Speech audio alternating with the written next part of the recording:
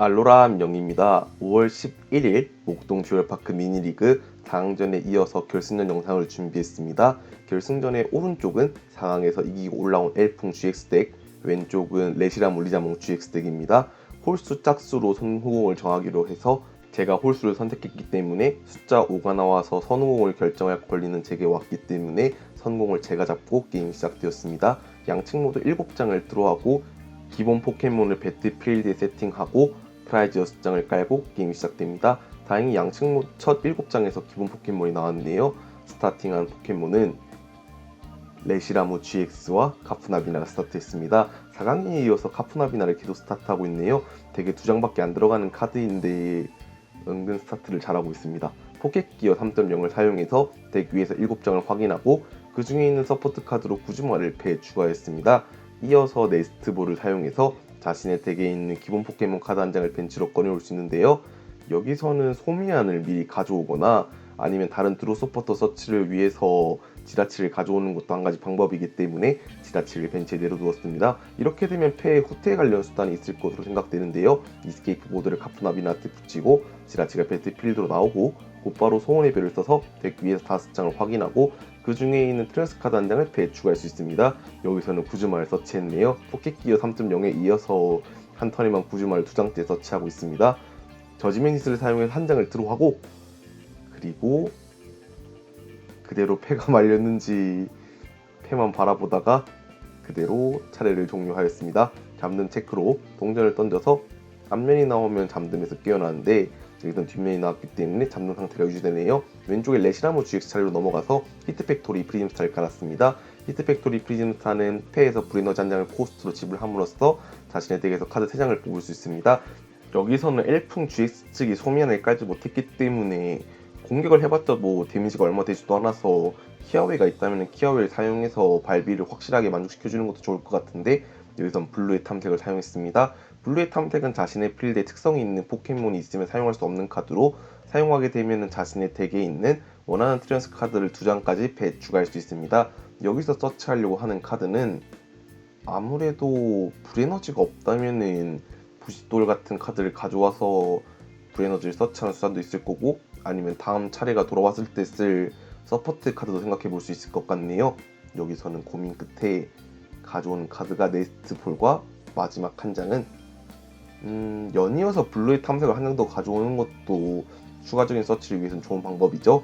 여기서는 네스트볼과 용주공을 선택하였습니다. 네스트볼을 바로 사용해서 볼케니온을 벤치에 내려두었네요. 이제 패에 불에너지가 있어서 이번 차례 에너지를 붙일 수 있냐 없냐가 중요할 것 같습니다.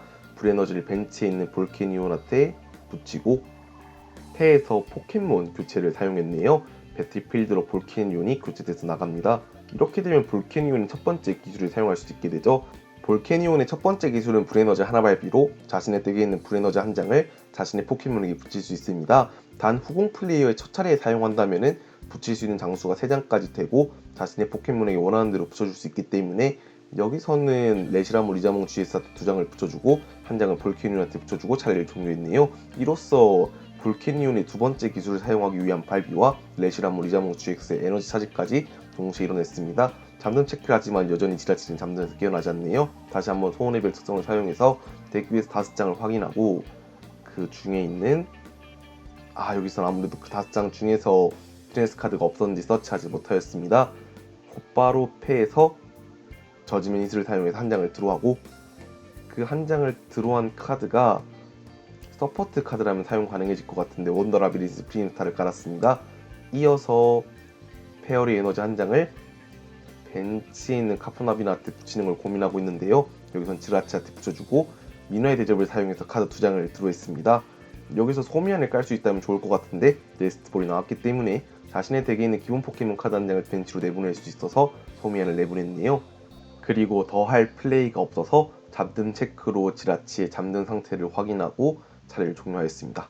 여전히 뒷면만 나오기 때문에 지라치가 계속 잠들고 있네요. 동전 3번 중 3번이 뒷면 나오는 걸로 봐서는 기분이 좀 싸합니다. 왼쪽에 레시라무 리자몽 GX 차례로 넘어가서 볼케니온의 두 번째 기술 같은 경우에는 불에너지 2개 발비로 자신의 필드에 불에너지가 4개 이상 있다면 60 데미지가 추가되기 때문에 110 데미지까지 나옵니다. 그리고 부싯돌을 사용해서 2장을 코스트로 지불한 다음에 자신의 덱에 있는 불에너지 4장을 패에 추가하네요. 이로써 불에너지가 꽤 추가됐기 때문에 지난 차례 서치한 용족공과 같이 사용해서 발비를 확실하게 만족시켜줄 수 있을 것 같습니다. 패에서 무인 발전소로 스타디움이 교체되었네요. 이렇게 되면은 무인 발전소가 GX, EX 포켓몬의 특성을 없애기 때문에 L풍 GX의 특성이 없어져가지고 꽤 위험해질 것 같습니다. 용족공을 사용해서 불에너지 2장을 레시라무 리자몽 GX한테 붙여주고 카드 3장을 드로우하네요. 레시라무 리자몽 GX의 플레어 스트라이크를 위한 기술 발비가 모두 채워진 와중에 기본 에너지 플레이를 벤치에 있는 볼캐니온에게 해주고 두 번째 기술을 사용해서 지라치를 기절시키고 프라이즈 한 장을 가져갑니다. 현재 프라이즈 상황은 5대6으로 패에서 아무래도 많이 말렸는지 별다른 플레이를 보여주지 못하고 있는데요. 여기서는 L풍 GX로 진화시킨 다음에 패에서 더블 무색 에너지를 L풍 GX에게 붙여주었습니다. 그리고 나서 구즈마를 사용해서 상대 볼캐니온을 배틀필드로 끌어내고 차례를 종료했습니다. 여기서는 도저히 방법이 안 보이는데요. 만약에 볼캐니온이 후퇴하고 배틀필드에 레시라무 리자몽 GX가 나온다면은 레시라무 리자몽 GX의 플레어 스트라이크 230 데미지가 무인 발전소에 의해서 동전을 던질 필요도 없이 장렬돼서 L풍 GX를 기절시킬 거기 때문에 여기서 많이 위험해 보입니다. 더트 자전거를 사용해서 덱 위에서 2장을 확인하고 그중 한 장을 버렸네요. 불에너지를 버린 걸로 봐서는 내 패에 이미 불에너지가 있었고 볼캐니온의 후퇴 발비가 2개이기 때문에 이번 차례 볼캐니온을 후퇴시키는 것 자체는 가능할 것 같습니다. 필드블로우로 이스케이프 보드를 트래시키고 배틀필드로 레시라무 리자몽 GX가 나간 다음에 여기서는 플레어 스트라이크를 사용해서 바로 L풍 GX를 기절시키고 프라이즈 2장을 추가적으로 더 가져갑니다. 현재 프라이즈 상황은 3대6입니다.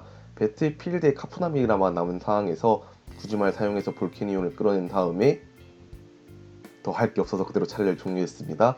왼쪽에 레시라무 리자몽 GX 차례로 넘어가서 여기서 교체만 가능하다면은 벤치로 들어간 레시라무 리자몽 GX가 다시 한번 플레어 스트라이크를 쓸 수 있게 돼서 게임이 끝날 것 같은데요. 여기서는 볼캐니온에게 불에너지 한 장만 붙이고 덱에서 불에너지 한 장을 부스팅한 효과를 사용했습니다. 이렇게 되면은 이번 차례 또 어떻게든 수를 내지 않으면은 게임이 종료될 것으로 생각됩니다. 카드 한 장을 드로우하고 패에서 하이퍼볼을 집었는지 코스트로 지불하려고 하는 카드를 고민하는 것 같은데요. 하이퍼볼을 사용해서 페어리참 전기와 필드블로우를 코스트로 자신의 덱에 있는 포켓몬 지라치를 서치했습니다. 하지만 이스케이프 보드가 트래시되기 때문에 더블 무색 에너지를 붙이고 지라치가 배틀필드로 나왔네요. 소원의 별 특성을 사용했습니다. 현재 패가 0장이기 때문에 여기서 드로 관련 서포트를 뽑으면 좋을 것 같은데 릴리를 뽑는데 성공했네요. 바로 릴리를 사용해서 패를 6장으로 드로할 수 있습니다. 6장이 된 패에서 얼마나 많은 소미안을 깔 수 있냐가 중요할 것 같은데 이 6장 중에서 아무래도 본류가 잡히지 않았는지 방법이 없는 것 같습니다.